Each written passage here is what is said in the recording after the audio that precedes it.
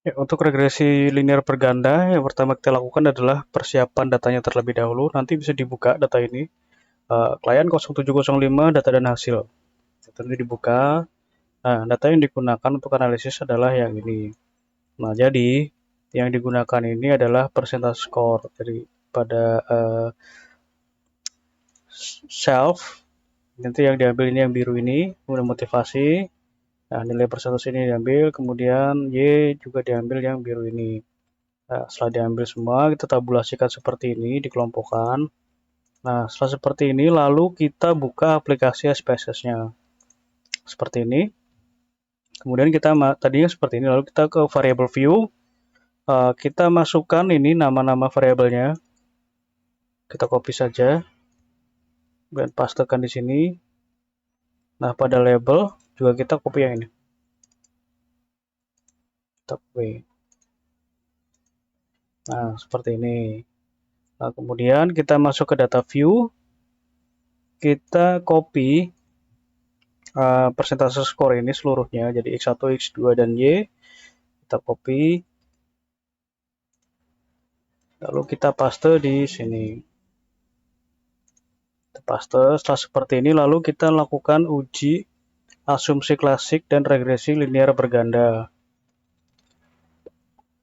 Caranya, klik Analyze, Regression, Linear. Kita masukkan Y ke dalam dependent dengan cara mengklik ini, tanda panah yang ini. Kita klik dulu Y-nya, kemudian tekan yang ini. Nah, kemudian X1 dan X2 kita blok saja seperti ini dengan menekan titik apa? Kita klik dulu di X1, kemudian Shift, kemudian klik X2, kemudian pindahkan ke independen dengan tanda panah yang ini. Kemudian kita masuk ke bagian statistik. Kita centang collinearity diagnostic dan Debin Weston. Kemudian continue, plots. Kita masukkan zip-rate ke dalam X dan S-rate ke dalam Y. Kemudian kita centang histogram dan normal probability plot. Kemudian continue, save. Kita centang residual, kita centang unstandardized, residual, unstandardized, kita centang seperti ini, lalu continue. Oke, setelah seperti ini, kita running analisisnya dengan cara klik OK.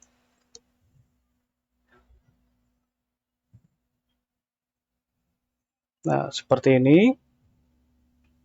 Oke.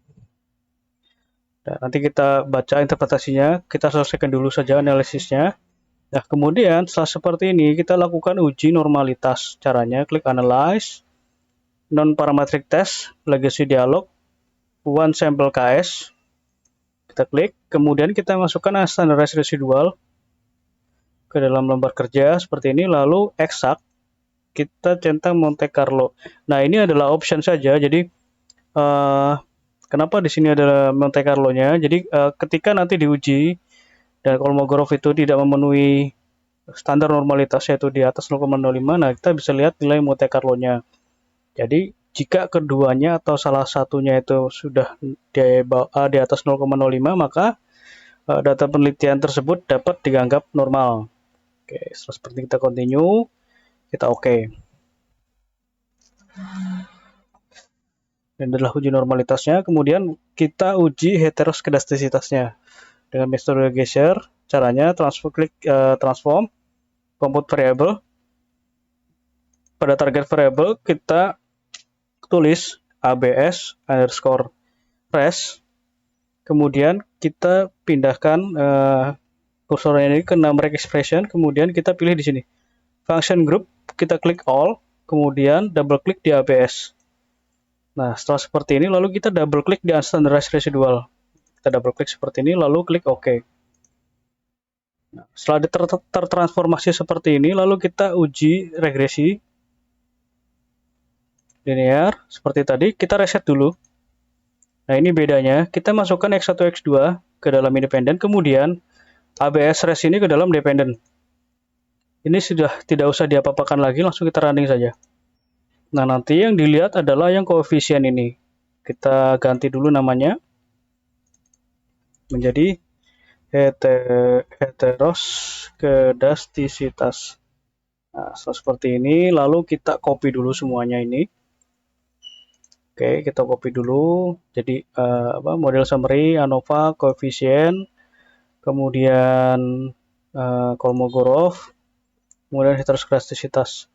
Sorry, ada yang ketinggalan satu. Nah, kemudian ada juga asumsi klasik yang mensyaratkan untuk uji linearitas. Nah, caranya klik analyze, kemudian ke compare means. Kita masukkan X1 dan X2 ini ke dalam independen, kemudian Y ini ke dalam dependent. Kemudian option, kita centang test of linearity continue. Oke. Nah, yang dilihat adalah ini ANOVA tabel yang ini. Jadi bisa dilihat keterangannya, jadi X terhadap X1 terhadap Y, kemudian tabel yang kedua X2 terhadap Y.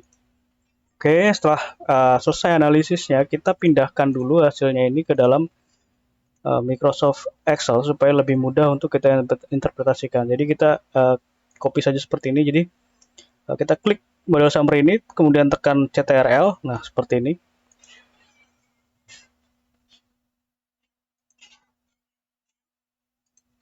Kita pindahkan dulu, nah, heteroskedastisitas, kemudian yang tadi. Nah, ini untuk uji linearitas. Nah, seperti ini, lalu kita klik kanan, copy. Lalu kita pindahkan ke Microsoft Excel, seperti ini, kemudian kita paste. Kita rapikan. Oke, nah setelah seperti ini, lalu kita interpretasikan.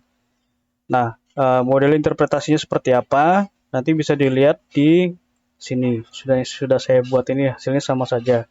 Nah, ini model yang biasa saya buat untuk interpretasi. Mungkin ada perbedaan, nanti tinggal disesuaikan saja. Jadi yang pertama kita lihat itu adalah nilai autokorelasinya. Jadi autokorelasi ini kita melihat nilai DU dan DL. Kita lihat di sini. Untuk mencari ini, kita lihat saja nilai dari Dubin-Western-nya ini. Jadi Dubin-Western ini harus di atas DU dan di bawah 4 min DU. Nah, ini adalah 2,067. 4 min DU-nya adalah 2,2 dan DU-nya adalah 1,78. Nah, ini sudah di antara ini, jadi tidak terjadi autokorelasi. Nah, untuk penjelasannya seperti apa nanti bisa dibuka di file yang ini, interpretasi. Nanti bisa lihat di situ untuk keterangan lebih lanjutnya. Kemudian untuk uji multikolonialitas, yang dilihat itu adalah nilai VIF-nya. Jadi VIF di sini harus di bawah 10. Ya, ini jauh sekali nilai VIF-nya, keduanya itu adalah 1, jadi tidak terjadi multikolonialitas. Nah, ini untuk uji normalitasnya. Jadi ada dua di sini, untuk Kolmogorov dan Monte Carlo. Jadi nanti tinggal dilihat saja. Jika salah satu atau keduanya ini sudah di atas 0,05, maka dapat dinyatakan terdistribusi normal. Nah, ini kita bisa lihat Kolmogorovnya adalah 0,2 dan kemudian Monte Carlo-nya adalah 0,6. Artinya sudah di atas 0,05 semua, maka residual data penelitian ini dikatakan normal. Kemudian kita juga lihat juga untuk uji heteroskedastisitas metode Gleiser. Di sini kita lihat, yang kita lihat di sini adalah nilai sig-nya ini. Nah, nilai sig-nya ini kita lihat, ini harus di atas 0,05. Nah, kita lihat di sini kedua variabel ini seluruhnya di atas 0,05, maka tidak terjadi gejala heteroskedastisitas. Kemudian untuk uji linearitas yang dilihat adalah nilai dari combine yang ini. Nah, dinyatakan linear atau memiliki hubungan yang linear jika nilai combine ini di bawah 0,05. Nah, seperti ini. Ini sudah di bawah 0,05, maka dikatakan memiliki hubungan yang linear. Nah, seperti itu untuk asumsi klasik. Untuk penjelasan lebih lanjutnya nanti bisa dibuka di file interpretasi. Nah, kemudian untuk regresi berganda, nah ini yang ini, regresi berganda. Nah, pada regresi berganda ini yang pertama kita lihat adalah nilai dari koefisien determinasi atau R-square. Nah, R-square ini untuk melihat seberapa besar pengaruh X1, X2 terhadap Y. Yang kita lihat adalah nilai R-score-nya ini. Jadi nilai R-score-nya adalah 0,436, artinya ini X1 dan X2 itu mempengaruhi Y sebesar 43,6%, sedangkan sisanya 56,4% itu dipengaruhi oleh variabel lain di luar dari model penelitian. Nah, untuk kriterianya seberapa besar pengaruhnya itu bisa dilihat di sini keterangannya. Ini 0,436 itu berada di antara 0,4 dan 0,6. Tingkat hubungannya adalah sedang. Kemudian kita lihat juga untuk uji simultan atau uji F. Jadi uji F ini adalah ketika X1 dan X2 dilihat apakah memberikan pengaruh yang signifikan atau tidak terhadap variabel Y.